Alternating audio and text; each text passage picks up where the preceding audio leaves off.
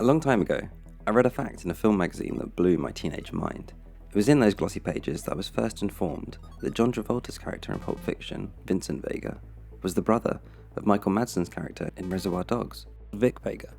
And genuinely, I was shocked. And it sounds so, innocent to say that now, because that's really not a novel concept today.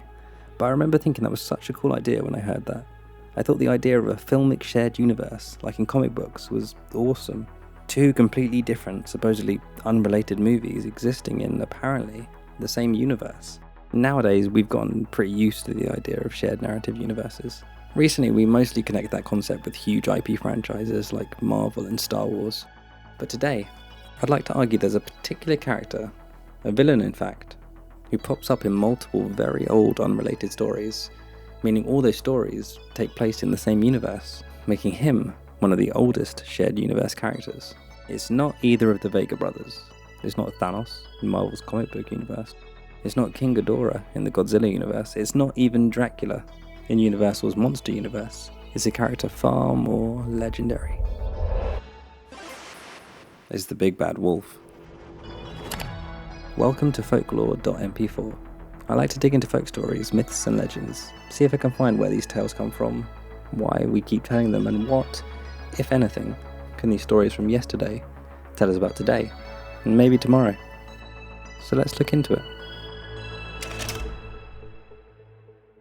Let's first look at some of the stories this guy pops up in. There's quite a list, but we'll pull out three of the better known ones: Red Riding Hood, The Boy Who Cried Wolf, and The Three Little Pigs. The first version of Little Red Riding Hood was published in 1697 by Charles Perrault. In it, a young girl meets a wolf whilst walking through the forest. The story makes a point to note that the wolf would eat her there and then, if it weren't for huntsmen nearby. He's too cunning to risk that, so he instead talks to her, and as Perrault writes, he asked her whither she was going. The poor child, who did not know that it was dangerous to stay and hear a wolf's talk, said to him, "I'm going to see my grandmama, and carry her a girdle cake, and a little pot of butter from my mamma." The wolf suggests he will go to her grandmother's too, but will take a different road there. He rushes to arrive first and impersonates Red Riding Hood to gain entry to the home, wherein he eats the grandmother. When Red arrives at the little forest cottage, the wolf is already dressed in the grandmother's clothes and laying in her bed. He tells Red to join him. She takes off her clothes and does so. Just as she's realizing the peril she's in, he eats her. No huntsmen come to save Little Red Riding Hood or the grandmother, and that is where the story ends.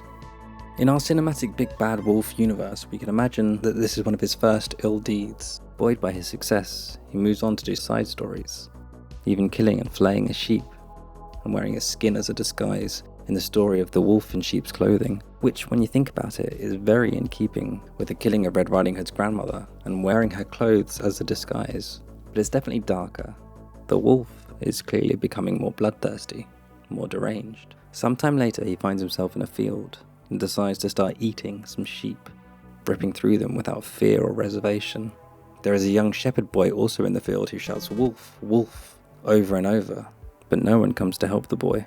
The reason for this is that the shepherd boy is the boy who cried wolf. We read his whole story in Aesop's fable, The Shepherd Boy and the Wolf, which I'll quickly read for you now.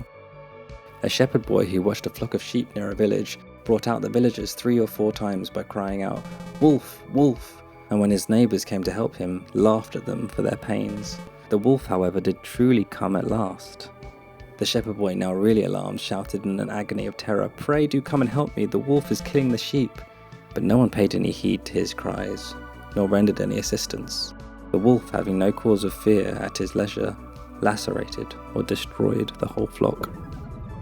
In our cinematic Big Bad Wolf universe, the wolf walks away from this encounter, full, contented, and perhaps with a feeling of invincibility. Some days later, when his fullness subsides and his bloodlust returns, he sees a house made of straw and smells a pig inside it. He bangs on the door asking to be let in. Notice, he's repeating the actions he did with Little Red Riding Hood's grandmother, but now he isn't even hiding his lupine voice. He's become complacent perhaps. The pig won't let him in, so the wolf, feeling himself, simply bellows at the house, blowing it down and eating the pig inside. He wanders further into the town, intoxicated by the bloodletting, and sees a house made of shrubs. He sniffs and catches the scent of another pig inside. The same thing plays out again. The wolf howls at the door to be let in. The pig does not acquiesce, and so the wolf simply blows the house down and eats up the little pig. The big bad wolf may not even have been hungry at this point, but then he passes a house made of brick, the insides of which smell to him of pork, warmed nicely by the fireplace. He shouts at the door to be let in. The pig, of course, says no, and so the wolf blows at the home, but the bricks stay firm, and the house does not fall down. The wolf internally rages, but keeps his composure, and retreats to earlier modus operandi. He uses his guile. He tries to trick the pig into leaving the house through various means, which we needn't go into now. But the pig, evidently the hero in our story, outsmarts him at every turn. The wolf loses his cool. His desire for rashers make him act rashly. We can read the end of this story in English Fairy Tales by Joseph Jacobs from 1890. Then the wolf was very angry indeed, and declared he would eat up the little pig, and that he would get down the chimney after him. When the little pig saw what he was about, he hung on the pot full of water and made up a blazing fire, and just as the wolf was coming down, took the cover off the pot, and in fell the wolf. And the little pig put on the cover again in an instant, boiled him up, and ate him for supper, and lived happily ever after. There ends our saga.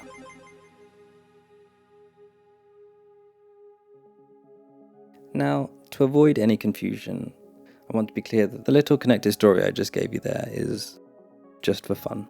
For starters, it doesn't make sense time-wise. Aesop's fables were written in around 600 BCE. The wolf in sheep's clothing is mentioned by Jesus in the Bible, and the Three Little Pigs story was first published in 1840. You see what I'm saying? They definitely weren't written to be a connected story. But I'm hoping you see my larger point, which is the big bad wolf, the archetype, stays fairly consistent across a lot of folklore. He's cunning, predatory, and bloodthirsty, and most of all, he is never to be trusted. I think he's a very interesting villain, and I want to dive into his origins a little more. A lot of great villains in fiction are based on real-life characters. According to George Lucas, Emperor Palpatine was based on Richard Nixon.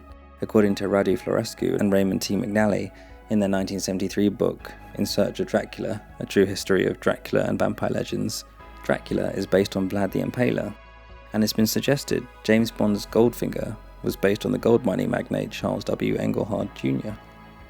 So who was the character of the big bad wolf based on? Well, unsurprisingly, it's wolves. But I promise it's more interesting than that.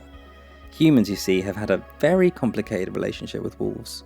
Quoting from an article on nathab.com, wolves as we know them appeared on the planet about 6 million years ago and became the most widely dispersed mammal in the world after humans, travelling to far distances in Russia, Asia and North America. So what happened between then and now for them to acquire the label of big bad? It can't simply be because they're a ferocious animal. Lions are pretty ferocious after all, and they've somehow acquired the title King of the Jungle, as opposed to big bad lions. No, there's something deeper going on here. A smear campaign, perhaps. On History Today, there's a fantastic article about the relationship between humans and wolves in Anglo-Saxon England. The article is called The Wolf Must Be in the Woods, and it's written by Tim Flight. It sheds some light on the subject at hand, and I'd like to read you some quotes from it. Tim writes, "The wolf's role as the adversary of man and his civilization is common to all literary and religious references to wolves in the Anglo-Saxon period.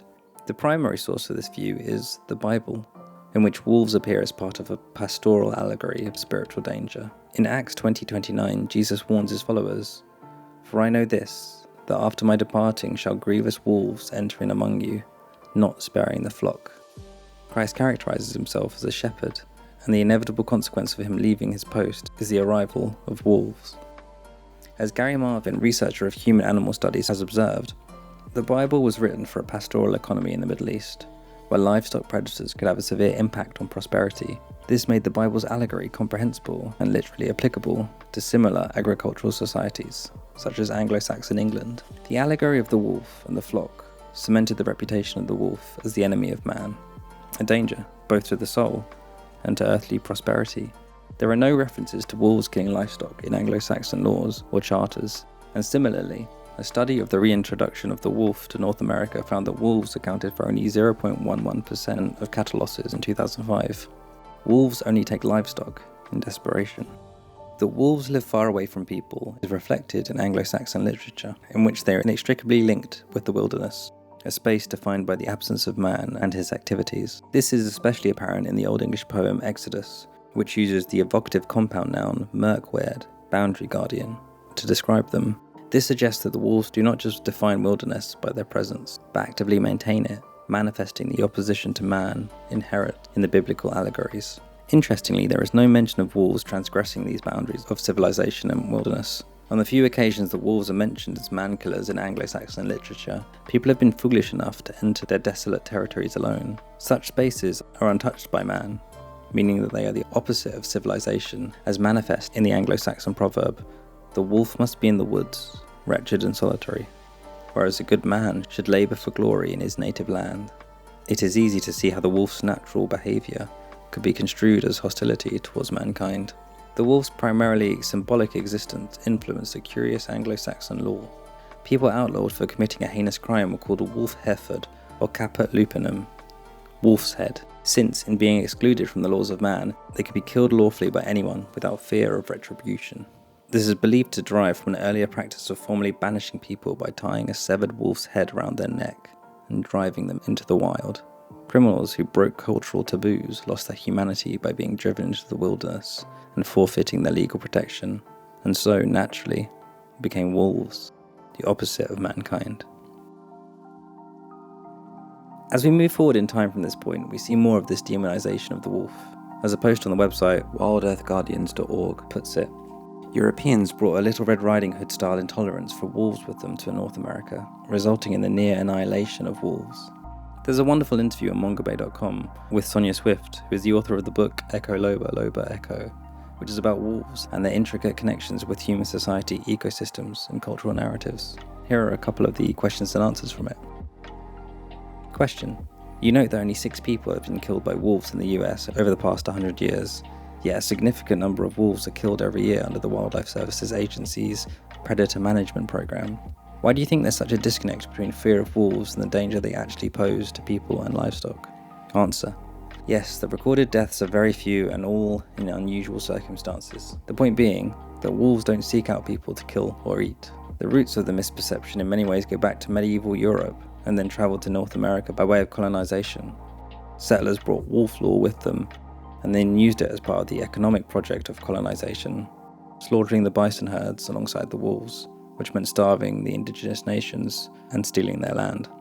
Oddly, wolf hatred has weird overlays with political narratives which can get downright bizarre, and which I didn't even get into much in the book, because calling them terrorists and whatnot is just so nonsensical. A more typical narrative is blaming wolves for eating our elk, without any comprehension of the keystone role in managing the herds and keeping the land bountiful for those very herds to prosper. Sadly, there's also an unrestrained kill lust and banal machismo.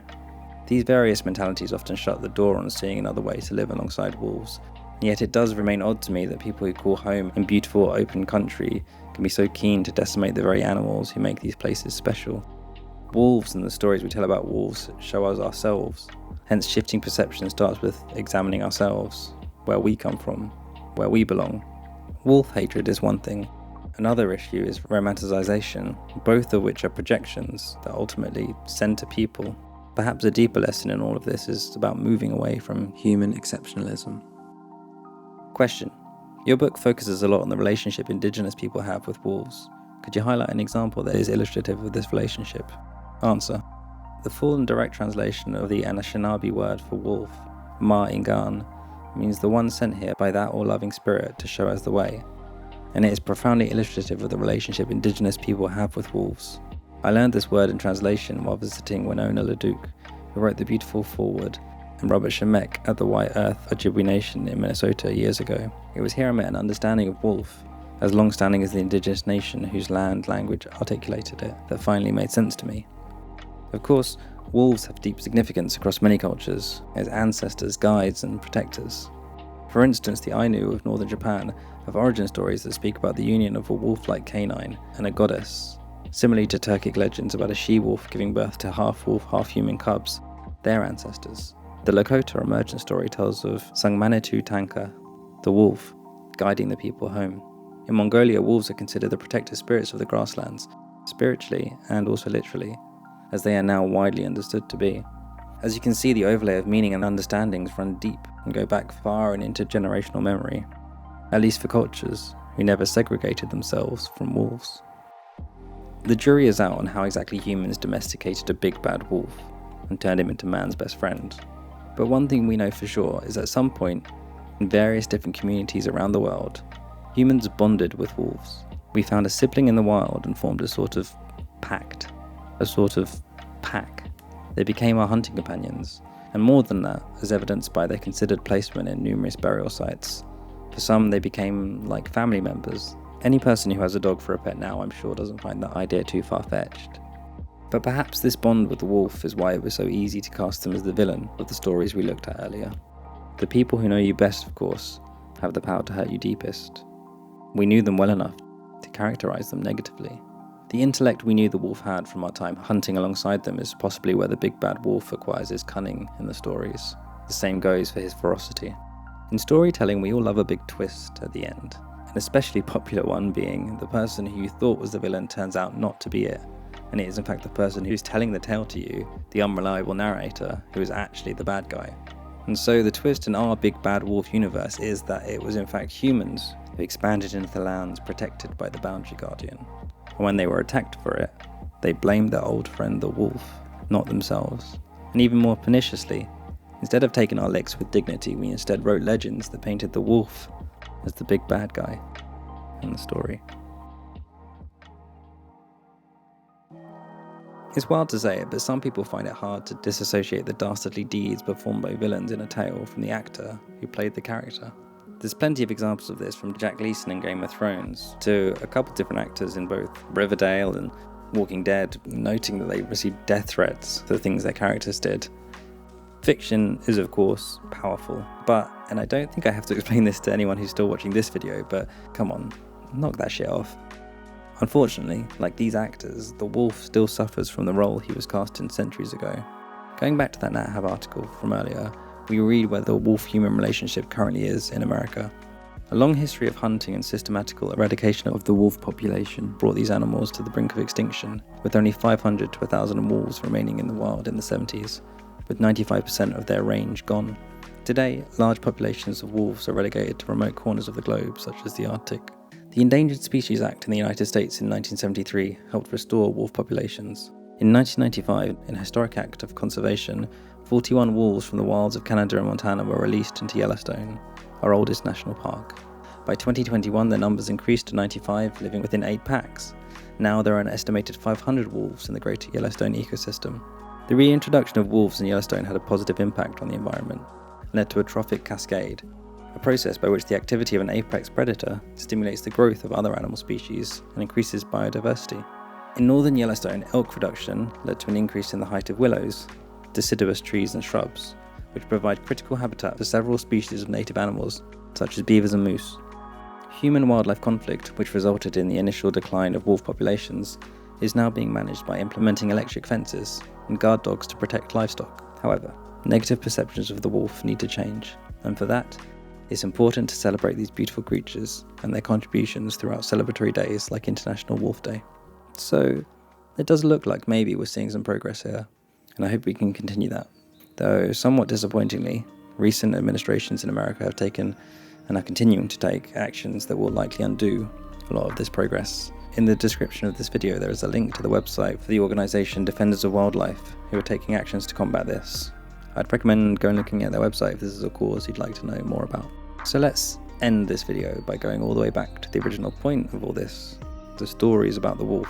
Of course, there are good lessons to be learned from them. That was their original point, after all, to impart basic morals. Red Riding Hood tells you to be cautious of strangers. The predators may appear pleasant or charming at first, but to trust your instinct when something doesn't feel right with them. The Three Little Pigs tells you that effort is rewarded and laziness punished. And The Boy Who Cries Wolf reminds you the importance of honesty. All helpful lessons, wolf slander aside. But for the wolf himself, perhaps, just like Christopher Lee or Christoph Waltz, We should think of him like an actor who just happens to be very good in the villain role, and try to separate the art from the artist a little.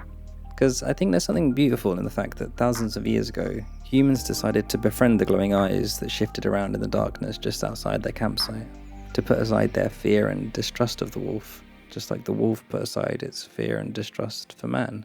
And that's how we got dogs. And everyone loves dogs, so I hope we can find a way to build that trust again with their big scary cousin.